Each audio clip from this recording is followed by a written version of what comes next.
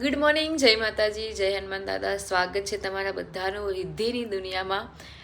આજે છે વ્લોગનો બીજો દિવસ અને સવારે 5:30 વાગે તમને ખબર છે, તમે ગઈકાલના વ્લોગમાં જોયું હશે કે અમે સવારે 5:30 વાગે જ પ્રોગ્રામમાંથી ઘરે આવ્યા હતા અને વાગી ગયા છે અત્યારે 12:30. જોઈ શકો છો તમે ઘડિયાળમાં.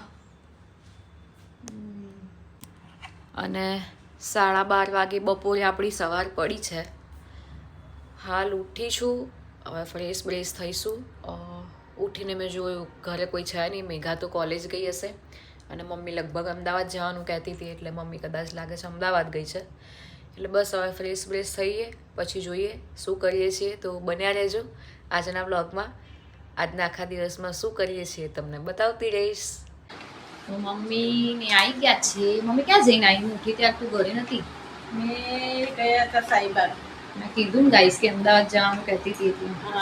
અને જો જોડે કોણ આવ્યું છે? અમારી ભાણીબા આયા છે, દ્વિઝા બેન. દ્વિઝા હાય કહી દે બધાને. બોલ તો ખરી મોઢામાંથી. પેન કાઢી બોલ હાય. અને આ છે મોનિકા. મેઘાન તો તમે કાલ જોઈ, એ મારી સૌથી નાની બેન છે. અમે 4 બહેનો છે, એમાંથી આ મોનિકા મારી ત્રીજા નંબરની બેન છે. તો બસ આ લોકો જે આવ્યા હવે જોઈએ એમની જોડે વાતો છે તો કરીશું. અમદાવાદ જઈને શું કરીને આવ્યા. અને આ છે ને એની મમ્મીએ બિચારી સ્કૂલમાંથી બહાર ઉઠાઈ છે. બીજા સ્કૂલે જઈને આવી તું? આમ સામે જોઈને તો બોલ. શું ભણીને આવી સ્કૂલમાં? શું ભણીને આવી? કલર પૂરી આવી. તો આમાં બધાને એવું કહી દે, હું કહું એવું કે રિદ્ધિ માસીના બ્લોગને લાઈક કરો. બોલ શેર કરો, કમેન્ટ કરો અને સબસ્ક્રાઇબ કરો. તો ભલે તમે મારું માનો કે ના માનો, પણ હવે અમારી દ્વિઝાએ કીધું છે એટલે તો કરી જ દેજો, બરાબર? હે ને દ્વિઝા? રોજ રિદ્ધિ માસીના વ્લોગ જોવાના, હે ને? નવા નવા વિડીયો તું જોઉં છું, મારા વિડીયો રોજ જોઉં છું. તો બસ આવું છે. મમ્મી લોકો આવી ગયા, હવે બેસીએ થોડી વાર મમ્મી લોકો જોડે, પછી આગળ જોઈએ શું કરીએ છીએ. તો બન્યા રહેજો બ્લોગમાં. તો ધ્વિઝાબેન ઉપડે એમના ઘરે. ધ્વિઝા રહેવું નહીં તાર? રોકાઈ જા. બોલો અમારે એની પરીક્ષા આવે છે, 10મા બોર્ડમાં છે ને અમારે એના, એટલે સારું વાંચજે હો, પરીક્ષા આવવાની છે તો. ચલો બાય કરી દે. Bye bye. ટાટા.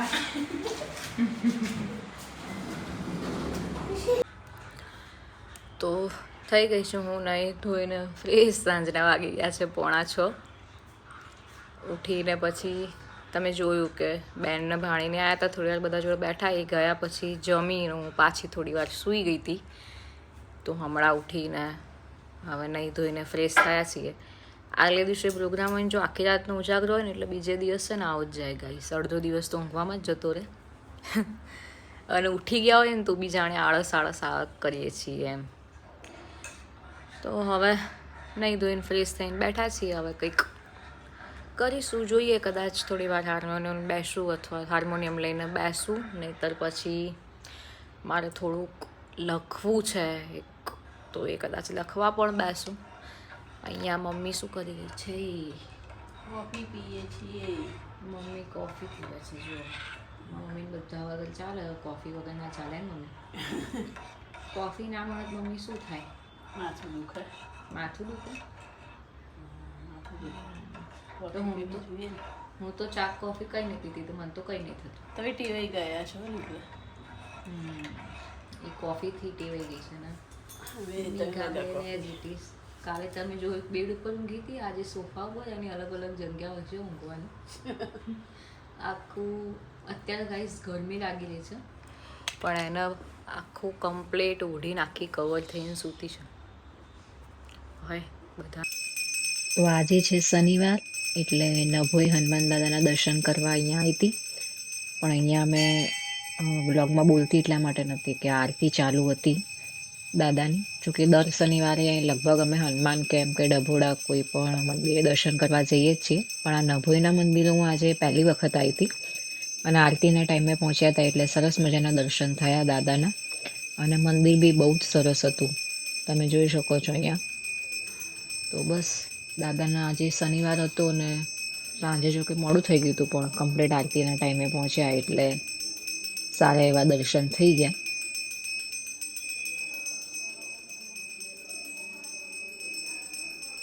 તો આજે છે શનિવાર એટલે હું હનુમાન દાદાના મંદિર આવી હતી અહીંયા નભોઈ.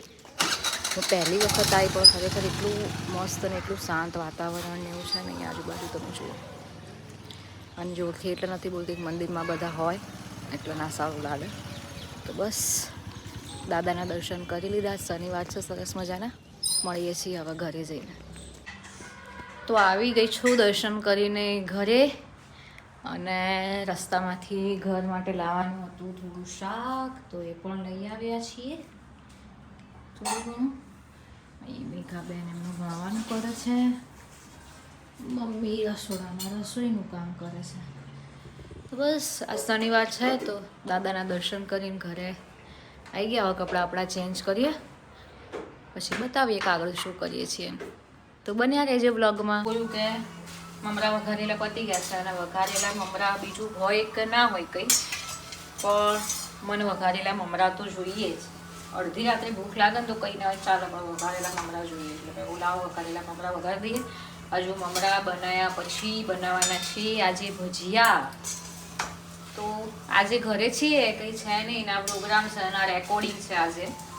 તો આજ ઘરે છીએ એટલે થોડું રસોડામાં છીએ, બાકી તો મમ્મી કરતી હોય છે. અને તમને કહેવામાં જો મારા નીચેના મમરા થોડા બળી ગયા નહીં, મેં ગેસ બંધ કરી દીધો હતો એટલે વાંધો નહીં આવે પણ આવું થાય શું કહીશ. બસ તો હમણાં ભજીયા બનાવું ત્યાં બતાવું. અત્યારે તો આ મમરા વઘારીએ છીએ. આવી જાવ જેને બી ખાવા હોય. બસ પ્લાન થઈ ગયો છે ચેન્જ. બનાવવાના હતા ભજીયા અને ભજીયા કેન્સલ કરીને હવે બનાવવાનું થયું છે શાક રોટલી. શેનું શાક બતાવું જે હું સમારવા બેઠી છું. અને કેટલો મોટો ફુલાવાનો દડો લઈ આવી છું જુઓ તમે. તો આવી જાઓ જેને બી ફુલાવાનું શાક ભાવતું હોય. મન તો ભાવે છે, જો કે ઓછા લોકો ઘણા લોકોને નહીં ભાવતું હતું. મન તો ભાવે છે. તો હવે મસ્ત મજાનું ફુલાવર સમારીશું પછી એને વઘારીશું, શાક સરસ મજાનું બનાવીશું અને ખાઈશું. આજના દિવસમાં તો બસ આવું બધું કંઈક હતું. ક્યાં જવા તૈયાર થાવ છો મમ્મી? ફરવા જઈએ છે. ક્યાં ક્યાં? મમ્મી મમ્મી બહાર જાય છે ફરવા. એની ખબર ક્યાં જાય છે ગાઈસ. એ લોકો એકચ્યુઅલમાં આપણો ગાંધીનગર પેલો વસંત મહોત્સવ ભરાય છે ને એમાં જાય છે. બોલવામાં લોચા થાય છે એટલે કે ક્યાં જઈએ છે ખબર નહીં. ચલો આવું હોય તો ચલો એને મેઘા બંને. મેઘા ક્યાં જાઓ છો? વસંત મહોત્સવ. ત્યાંની થોડી ઘણી વિડીયો ને એવું બધું લેજો કે. ઓકે ચલો બાય બાય, જય શ્રી કૃષ્ણ. બાય. તો મમ્મી ને મેઘા આવી ગયા વસંત ઉત્સવમાંથી. 11 વાગ્યા છે. ફરી આયા? કેવું હતું? સારું. ખરીદી ના કરી હતી? ના હજી આજે બીજી વાર જઈશું ને ત્યારે કરી નાખીશું. બરાબર. એટલે જો બીજી વાર જવાનું ગાઈઝ બાકી રહ્યું. અને આપણે એમને પૂછીએ કે રાત્રે 11 વાગે આવીને શું કામ જમવા બેઠા હે મમ્મી? તેની સ્ટોરી હું કહું કે આ લોકોનું છે ને આજ પોપટ થઈ ગયું. થયું એવું કે આ લોકો મને એવું કહી ગયા હતા કે અમે ત્યાં જ જમીને એમ કે બહાર જઈએ છીએ તો જમીન કે નાસ્તો કરીને આવીશું તો તારા જેટલું તું કરી લેજે. મેં કીધું સારું. તો પછી એ લોકો જમીને જ આવવાના હોય તો પછી ખાલી શું કામ બનાવું, કેમ કે કાલે રવિવાર એટલે મારો ઉપવાસ છે અને ઠંડુ ખોટું કાલે ખાવું તો મેં અત્યારે ખાલી મારા જેટલું બનાવ્યું. એમ બી મેં જે બનાવ્યું હતું ફુલાવરનું શાક તો મેઘાને ફુલાવર ભાવતું નહીં અને એકલું ફુલાવર મમ્મીને બી ઓછું ભાવવાનું. એ લોકો જમીને જ આવવાના હતા તો મેં મારા જેટલું કર્યું બનાવ્યું ખાલી. અને આ લોકોને થયું એવું ત્યાં આગળ આ લોકો ફરવામાં મોટી ત્યાં તો બધું ખાસું બધું અલગ અલગ હોય છે ત્યાં આગળ. તો ફૂડ સ્ટોલમાં જવાને બદલે એમણે એક્ઝિટમાં આવી ગયા છે સીધા બહાર નીકળી ગયા. ગાંધીનગરમાં તો પછી બહાર નીકળીને કંઈ જલ્દી આટલું મોડું મળે નહીં એટલે ઓબ્વિયસલી લોકો જમીને આવવાના હતા બહાર પણ પોપટ થઈ ગયું. અને ઘરે આવીને પછી એ લોકોને બરાબરની ભૂખ લાગી હતી. તો તમે જુઓ કે અત્યારે શું કરે છે મમ્મી. જમવા બેઠા છીએ. છેલ્લે પછી ઇમરજન્સી ફૂડ 108 ફૂડ જો કે અને ઓલ ઓવર મારું તો ફેવરેટ જ હોય છે. તો ફટાફટ ખીચડી વઘારી દીધી અને હવે એ લોકો જમવા બેઠા છે. તો બસ આવું થયું છે આજે. તો આજનો દિવસ આવી રીતે ગયો. બાકી તો હજુ મારે વિડીયો એડિટ કરવાનો છે અને જોઈએ મેઘાએ ત્યાં આગળ કંઈ ફોટોસ કે વિડીયો ક્લિપ લીધી હશે તો હું આમાં એડ કરીશ. તમે જોજો કે એ લોકોએ ત્યાં શું શું જોયું, શું કર્યું, એ જોઈ લીધા હશે તો. બાકી તો હજુ મારે વિડીયો એડિટ કરવાનો છે અને ઓલરેડી 11:30 વાગી ગયા છે. તો બસ ગાઈઝ, મળીએ છીએ કાલે સવારે એક નવા બ્લોગ સાથે. ત્યાં સુધી બધાને જય શ્રી કૃષ્ણ. Good night.